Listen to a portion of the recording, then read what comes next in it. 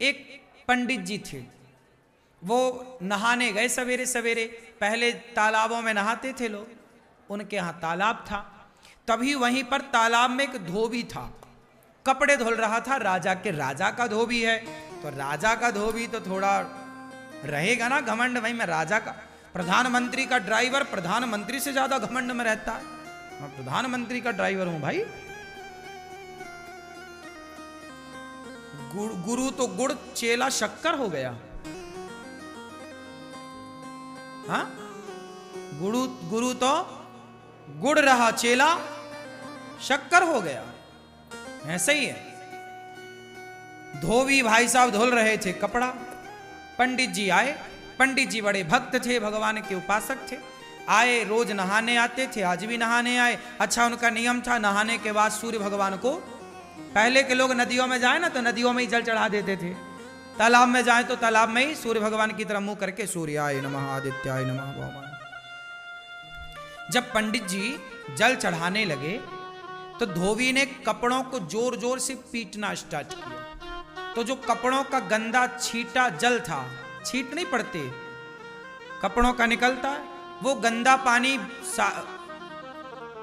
पंडित जी की अंजलि में जाके गिरा, हाथ में, और उसी से वो सूर्य भगवान को अर्घ दे रहे हैं। तो सूर्य अर्घ में उस जल में वो कपड़ों का धौमन गिर रहा था, गंदा पानी।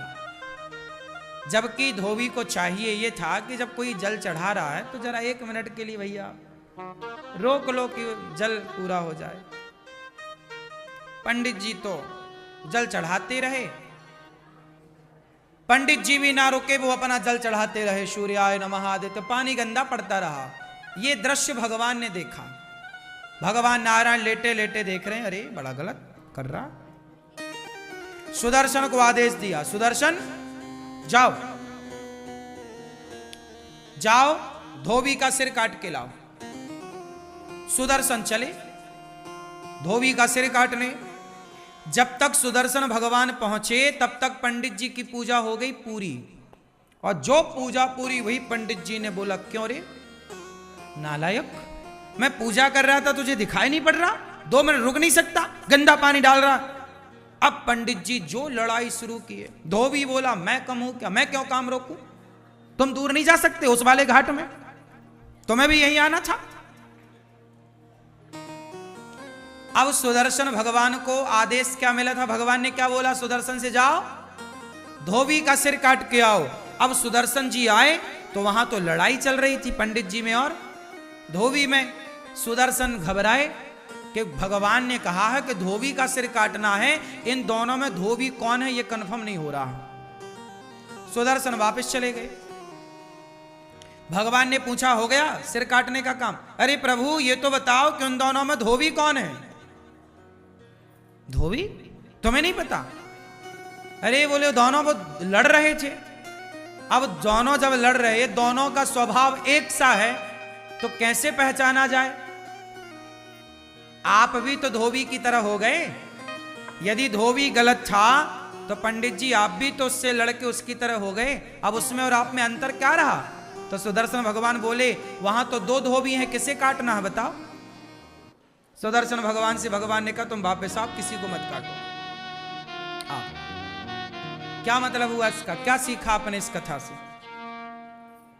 जब जवाब आप स्वयं देते हैं तो भगवान चुप हो जाते हैं कि जवाब तो आपने दे दिया। पंडित जी ने जवाब ना दिया होता उस धोबी को तो भगवान जवाब देते कि नहीं?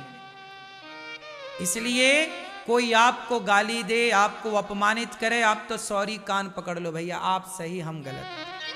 आप जब आप जवाब नहीं देते तो ईश्वर जवाब देते हैं, और आप जवाब दे देते हैं तो भगवान ठंडे पड़ जाते, भैया तुम ही निपटो सुलझो, फिर हमें काहे, तुम कर लो। जब तुझसे ना सुलझे तेरे उलझे हुए धंधे, तब भगवान के इंसाफ पे छोड़ दे ए बंदे, वही तेरी मुश्किल आसान करेगा। जो तू ना कर सका वो भगवान करेगा। जो आपसे नहीं होता ना वही भगवान करते हैं। इसलिए जवाब मत दो। क्यों मेरी मां? जवाब ना देना चाहिए। मैं केवल सुना नहीं रहा हूं कथाएं, मैं इन सब पे अमल भी करता हूं, इसलिए तुरंत एक वीडियो बना के डाल देता हूं। सॉरी शक्तिमान, कोई भी बात हुई, हाँ, क्षमा बहुत बड़ा हथियार है ये क्षमा। जो तलवार नहीं काट सकती ना, वो क्षमा की तलवार काट देती है। क्यों जी, बात सही है। दुशासन ने द्रौपदी से क्षमा मांग ली होती, दुर्योधन ने द्रौपदी से क्षमा मांग ली होती कि मैंने तेरे कपड़े उतारे द्रौपदी, गलती हो गई, क्षमा। एक क्षमा मांग ली होती दुर्योधन ने, तो क्या महाभारत होता? बच जाते ना लाखों लोग कटने से। हाँ, ये जो क्षमा की तलवार है ना मेरी मां, ये लोहे की तलवार से ज्यादा शक्तिशाली है या नहीं?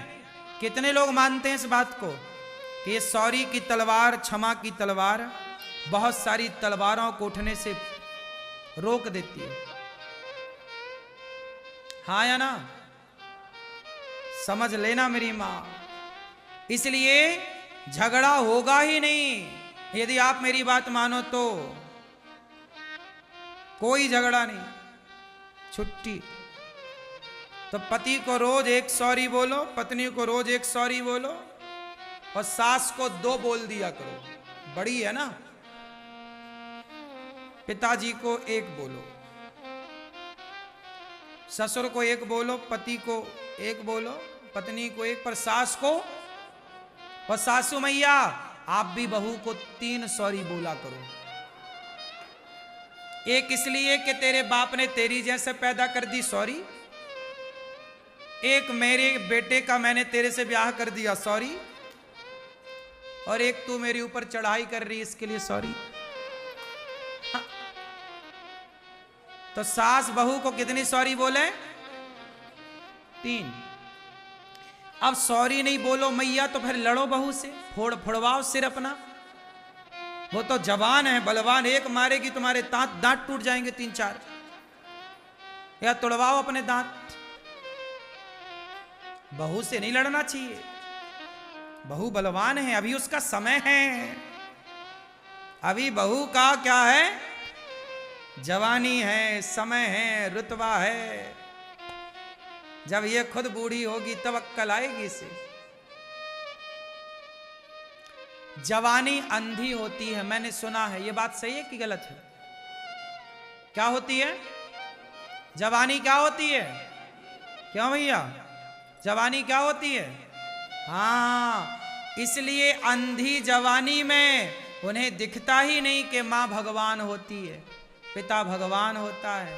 काश वो आंखों की पट्टी हटती तो माता पिता में भगवान नजर आते, फिर भला कोई जवान बच्चा, बहू या बेटा अपने बूढ़े माँ बाप का सम्मान क्यों ना करता, अपमान क्यों करता? अंधा है इसलिए तो बाप में भगवान नजर नहीं आया। जवानी है ना साहब, खून गर्म है, अंधी है। इसलिए सास को कहती है बुढ़िया ज्यादा बोल मत, क्योंकि ये बहू नहीं बोल रही है, ये उसका समय बोल रहा है। लेकिन समय अर्जुन का था कि वो महाभारत जीत गए, लेकिन वही अर्जुन का जब समय बिगड़ा तो जंगल के भीलों से हार गए थे। बोलो हाँ, अर्जुन किसको हराए? महाभारत में सबको हराए। अर्जुन बड़े धनुर्धर हैं, बोलो हाँ, लेकिन वो बड़े धनुर्धर अर्जुन, महाभारत को जीतने वाले अर्जुन, जब समय बिगड़ा तो जंगल के भीलों से हारे थे कि नहीं? जब द्वारिका से भगवान कृष्ण की पत्नियों को लेकर आ रहे थे तो रास्ते में जंगल के भील मिल गए और युद्ध हुआ, हार गए, टिक ना पाए अर्जुन, भागना पड़ा, छीन ली भगवान की पत्नियों को। हाँ, अर्जुन का अभिमान मिटाने के लिए भगवान ही कोल भील बन के आए थे,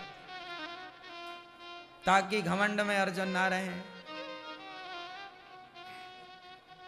हम जीते हैं इसका मतलब हम नहीं जीते भाई, समय ने जिताया है, और हम हारे हैं तो हम नहीं हारे। आप कुछ भी नहीं हैं, आप कुछ भी नहीं हैं, समय आपको सब कुछ बनाता है। समय अच्छा है तो लोग आपके पांव धोते हैं, पांव पे गिरते हैं, और समय बिगड़ जाए तो लोग लात मारते हैं। क्यों? आपका समय अच्छा है तो लोग आपकी तारीफ करते हैं। आप में कोई अवगुण है भी तो लोग उस अवगुण को नहीं देखते, क्योंकि आपका समय है।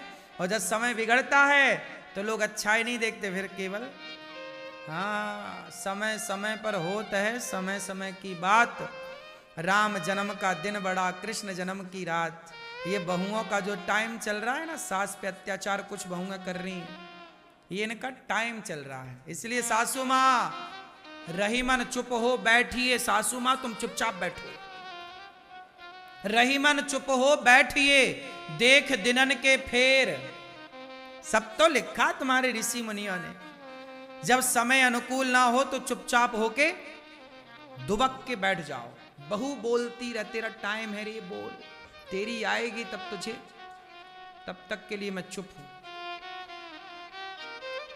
तालाब खाली होता है ना तो मछलियों को चींटियां खा जाती हैं।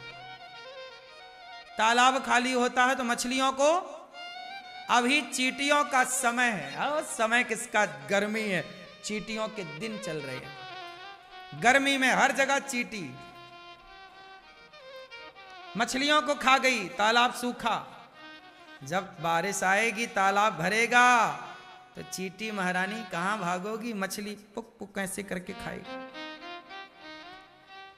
कभी चींटियों का समय होता है तो मछलियों को खा जाती हैं, जब समय मछलियों का आता है तो मछलियां चींटियों को खा जाती हैं। यही प्रकृति है। समय आपका होता है, आप किसी को निगल जाते हो, जब समय उसका होता है वो आपको निगल जाता है। वही है, बड़ी मछली छोटी मछली को गप्प कर लेती है, हाँ या ना? आज बहू का समय बढ़िया चल रहा है, पति उसके कब्जे में है, तुम बूढ़ी हो गई हो।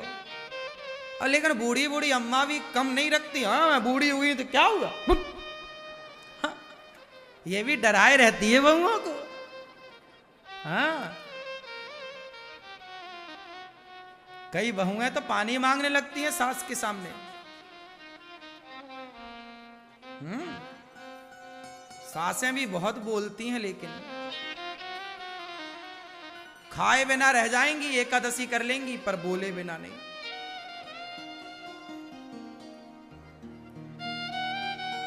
इसलिए मैं सारी समस्याओं का एक समाधान दे रहा हूं।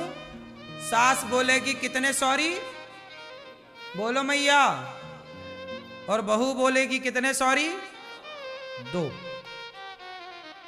मैया बहू है कहां है, 3 सॉरी बोलना, ये प्रपंच बिल्कुल ना पालना, कुछ ना बोलना, सॉरी बस, बहू सॉरी सॉरी सॉरी, गिन के 1 सॉरी 2 सॉरी 3 सॉरी, ये बहू तू संभाल अपना सॉरी।